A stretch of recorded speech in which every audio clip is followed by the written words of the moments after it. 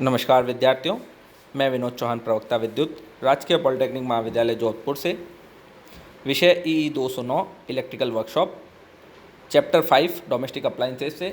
इसी कड़ी में हमने 2 लेक्चर्स अपलोड ऑलरेडी कर चुका हूं, जिसमें table fan, ceiling fans, refrigerator cycles, refrigerator, washing machine और इमरजेंसी लाइट के ऊपर हमने चर्चा कर ली। नेक्स्ट कड़ी में जो बचे हुए घरेलू उपकरण हैं इस टॉपिक के, उस पर हम चर्चा करेंगे। तो इसी कड़ी में हम देखते हैं एयर कंडीशनर, किस प्रकार से एक एयर कंडीशनर वर्क करता है। तो पिछले लेक्चर्स में मैंने बताया था किस प्रकार से एक रेफ्रिजरेशन साइकिल का निर्माण होता है। रेफ्रिजरेशन साइकिल के बेसिक 4 पार्ट्स होते हैं: compressor, condenser coil, evaporator coil और एक्सपांशन वाल्व। इन चारों चीज़ों पर ही refrigerator, air conditioner, water cooler जो ठंडे पानी की मशीन है, इन सभी चीज़ों का निर्माण किया जाता है। अब एयर कंडीशनर में देखिए कि उसके कौन कौन से पार्ट्स हैं। फर्स्ट पिक्चर में दिखाया गया है। फर्स्ट पिक्चर विंडो एसी की है और सेकंड पिक्चर में स्प्लिट एसी के पार्ट्स को दिखाया गया है। तो सर्वप्रथम एक कंप्रेसर को दिखाया गया है। कंप्रेसर के बैक साइड में एक कंडेंसर कोयल्स को दिखाया गया है। आगे की तरफ जो रूम की तरफ हिस्सा रहता है, वहाँ पे इवेपोरेटर कोयल होती है। इवेपोरेटर कोयल के आगे की तरफ एक फ़िल्टर लगाया गया है और इवेपोरेटर कोयल पे एक थर्मोस्टेट सेंसर लगाया गया है कि टेम्परेचर कटआउट जब लेना होता है। फ्रंट तरफ ग्रिल लगी होती है ताकि मैकेनिकल प्रोटेक्शन मिले उसे। आगे की तरफ एक कंट्रोल पैनल होता है जिसके माध्यम से आप टेम्परेचर, फ़ैन की स्पीड इत्यादि को कवर कर सकते हैं, एडजस्ट कर सकते हैं। और इवेपोरेटर कोयल जहाँ है उसकी टॉप साइड पे एक ब्लोअर लगा होता है। इस ब्लोअर के माध्यम से इवेपोरेटर कोयल की जो ठंडक है वह रूम की तरफ प्रोवाइड होती है। ऊपर की तरफ एक सेक्शन है जहाँ से कूल एयर को अंदर की तरफ प्रोवाइड किया जाता है। एडजस्टेबल फिन्स जो है वहाँ पे लगी होती है। तो इस प्रकार से एक विंडो एसी लगाया जाता है। Window AC basically evaporator coils आगे की तरफ विंडो में रहती है और बाकी पीछे की तरफ उसका जो पार्ट है कंडेंसर कोयल और कंप्रेसर वाला पार्ट पीछे की तरफ लिया जाता है। तो कंडेंसर कोयल के ऊपर एक फ़ैन दिखाया गया है।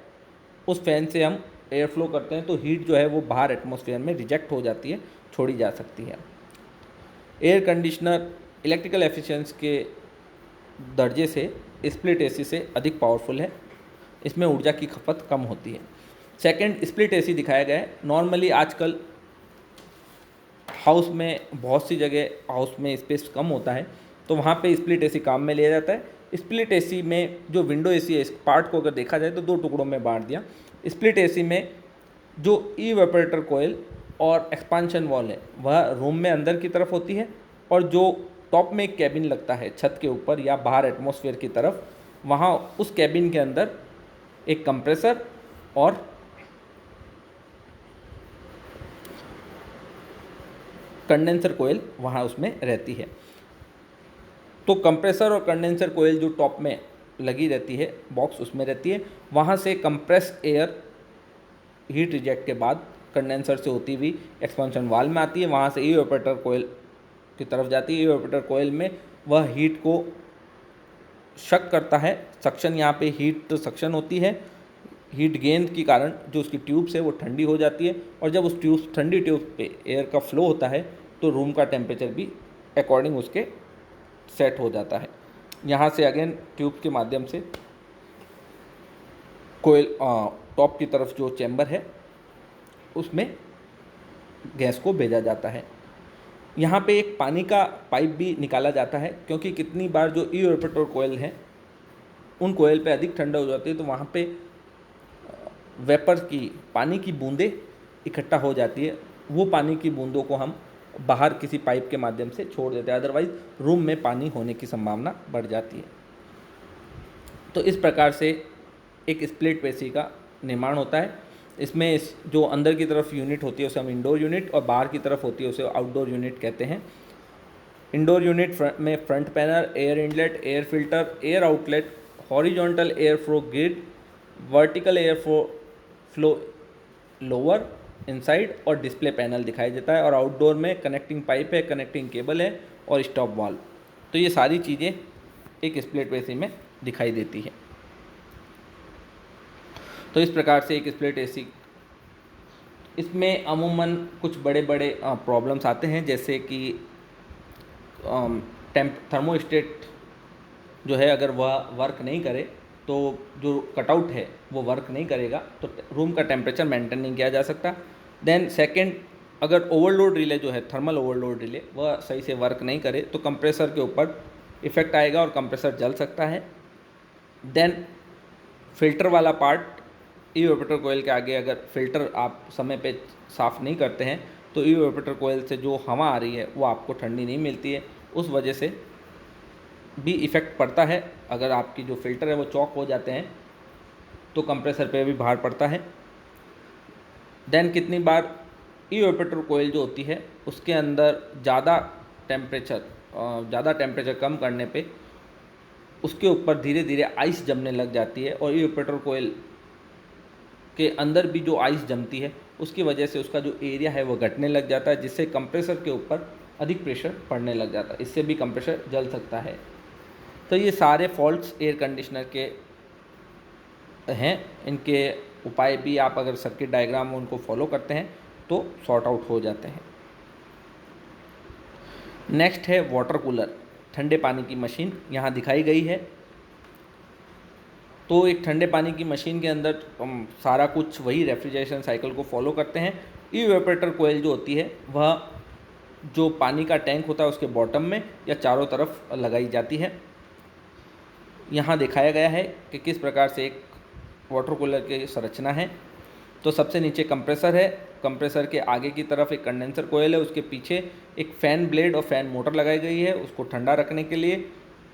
फिर यहाँ से अगेन दो पाइप्स हैं जो ऊपर की तरफ जाते हैं, यहाँ एक्सपेंशन वॉल भी है, ये स्प्रिंग फॉल में कैपिलरी जिसे हम कहते हैं, और यहाँ से एक्सपांशन इवेपोरेटर कोयल जो है वह चारों तरफ इस चैम्बर के लगाई जाती है जहाँ पानी एकत्रित किया जाता है।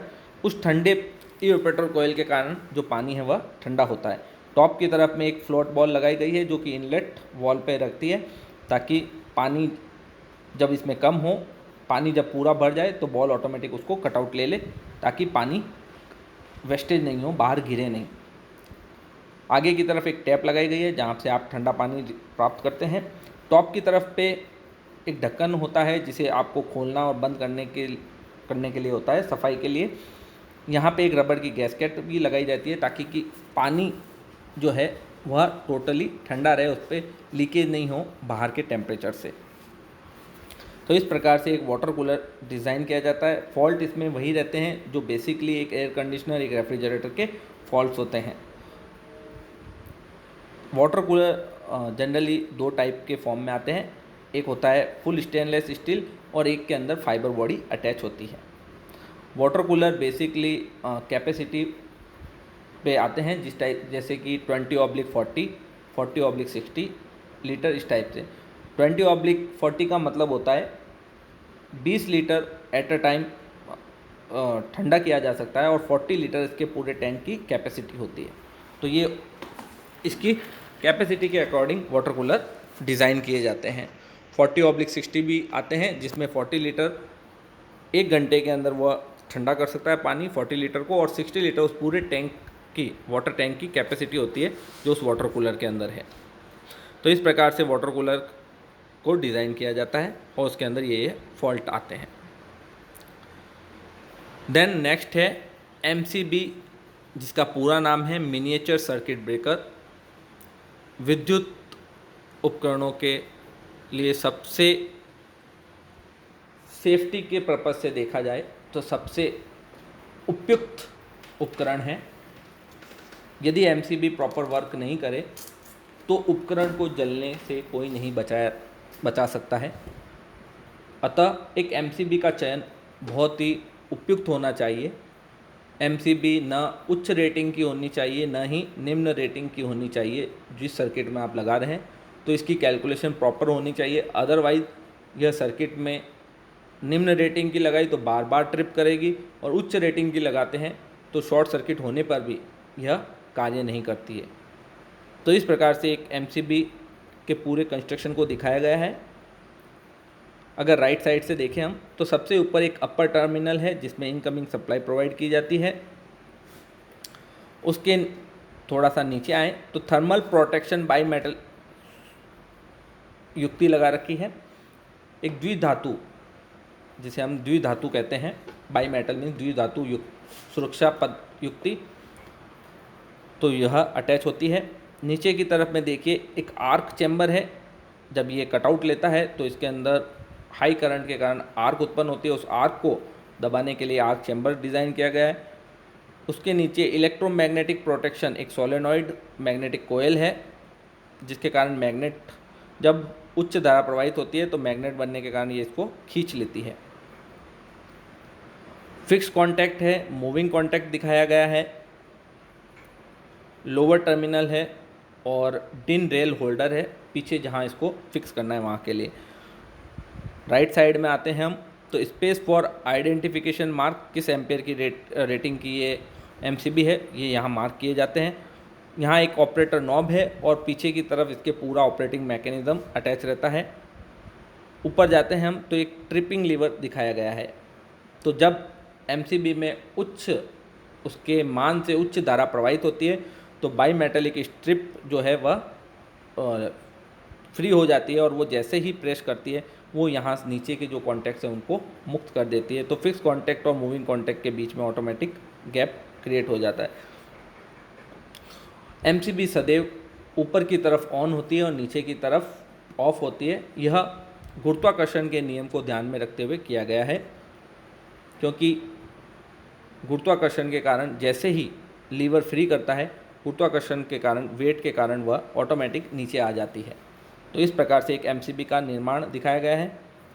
एमसीबी के फॉल्ट्स होते ही एमसीबी जल जाती है तो इसे पूरा ही बदला जाता है, इसकी रिपेयरिंग नहीं की जा सकती है। देन लास्ट है ईएलसीबी, अर्थ लीकेज सर्किट ब्रेकर। जब सर्किट में अर्थ लीकेज हो, अर्थ की वजह से करंट का लीकेज हो, तो ईएलसीबी सेंस करती है और प्रोटेक्शन। बहुत से बिल्डिंग्स में सेफ्टी के पर्पज़ से ईएलसीबी लगाना अति आवश्यक होता है।